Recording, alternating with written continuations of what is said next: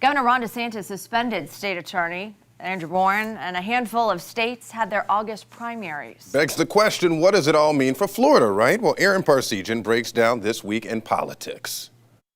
I'm Aaron Parsegian. Welcome to This Week in Politics. Florida's primary is a few weeks away, but a handful of states had theirs on Tuesday. And we start with a race in Michigan. Now, you may ask, Aaron, why do we on the west side of Florida care about a congressional race on the west side of Michigan? Because it could tell us a lot. Freshman incumbent Peter Meijer, who comes from one of the most well-known families in that area, lost his primary to John Gibbs, a man with no real ties to that district. Now, here's why. Meijer was one of 10 House Republicans who voted to impeach former President Donald Trump after January 6th. Gibbs was a former Trump administration official who was endorsed by the former president to take that seat.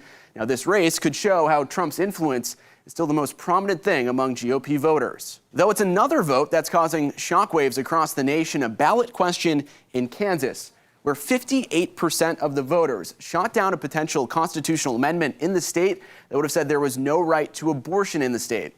Now, this is notable because it's the first state to vote on abortion rights since Roe v. Wade was struck down, and Kansas is a conservative state. Trump won it by nearly 15 points in 2020, but a majority of voters there want to protect abortion rights.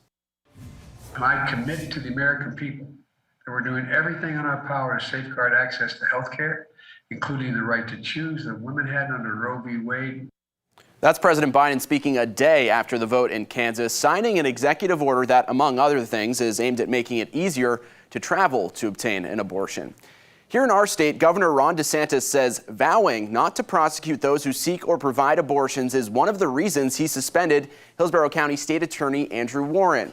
The two Democrats running to unseat Governor DeSantis this November are in the midst of a heated primary campaign, but both had similar reactions to Warren's suspension. Over and over again, he's picking out different groups to tear Florida apart, to pit people against one another. This kind of activity on behalf of our governor is not new, but it's awful, and it needs to stop.